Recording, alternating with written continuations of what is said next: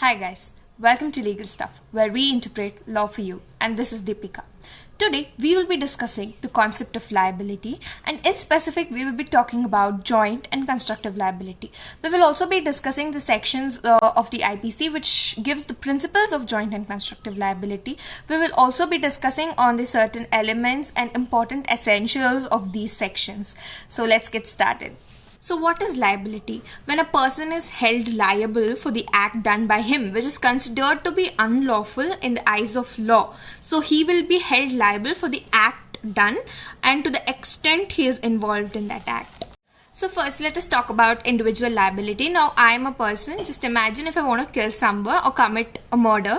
Now I will go and stab him or do a criminal act which constitutes murder. So the section 300 will be applied and he will be punished accordingly. Now I want to murder him, but it so happens that he is still alive. Then I will be punished according to section 307 of the IPC for the attempt of murder. Now let us talk about joint and constructive liability. Imagine there is a group of people and their common intention is to kill someone. Now not all the five of us are killing that person. Probably one is driving the vehicle till where the victim is available. The second one would be actually stabbing that person. The third one would be giving signals and looking out if anybody is coming or not. And the other one or the other people would be helping and shifting the body, burying it or so. Now here what happens is not all the five of them are actually committing murder. There's only one person who is actually stabbing. But according to joint and constructive liability, all the five of them will be held liable for the act done by one in that group. Then comes vicarious liability. So vicarious liability is when a person is held liable for the act of another, like master and servant. This usually is not that happening in criminal, and most of the time it happens in the civil law.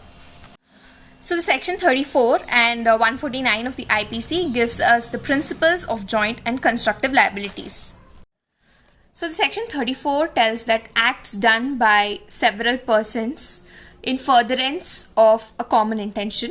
So here all the persons are held liable for the act done by one or some persons. Two or more people jointly come together to commit an offense or a crime.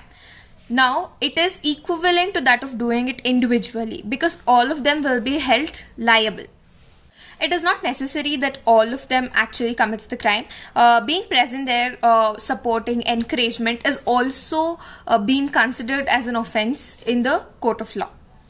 So section 34 is a rule of evidence which actually helps in finding out a person's involvement in that act, to what extent he can be punished, etc. So there are certain elements of section 34 of the IPC. The first one would be some criminal act, which is given in the section. So some criminal act does not involve or does not include the criminal act done by an individual. It is necessary that the criminal act should be done by a group of people. So the second element would be the criminal act done by several persons. So several person here means more than one or at least two wrongdoers should be present. That is when it becomes several persons and comes under the section of 34. The third most important element would be a common intention. So here what happens, all the people in that group should actually have same and common intentions. It should be pre-planned. All of them should know the common intention of that group. That is when it is called as a common intention. So if there are a group of people who have same intention but their planning is done independently, this will not come under section 34 because the common intention should be pre-planned by the group. So an example for this could be if there are three people who wants to kill a same person. So they have a common intention but they don't pre-plan it. They plan it individually and go and kill him at the same time. Okay, so here when they are taken to the court of law, the section 34 wouldn't be applicable because it is similar intention and not common intention because it is not pre-planned by them.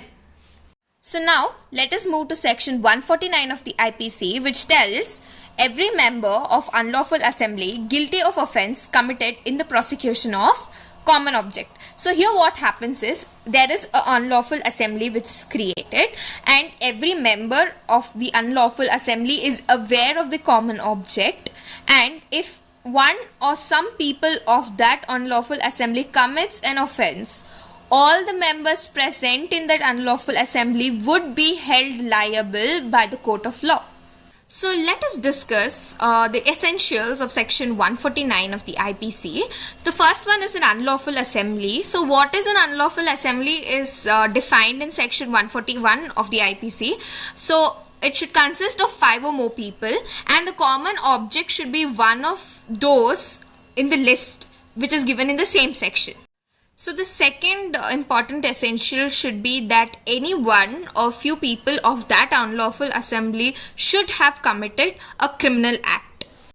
So the third essential is a common object, and the common object should be one amongst the list that is given in the section 141 of the IPC, and the common object should be known to all the members of this unlawful assembly. The last essential would be voluntarily joining. All the members of the unlawful assembly should join voluntarily, and all of them should be aware and should have the knowledge of the object and the act that they're going to do. That's all for now, guys. Stay tuned for more such informative videos. Do share, like, subscribe and comment, and thank you for watching.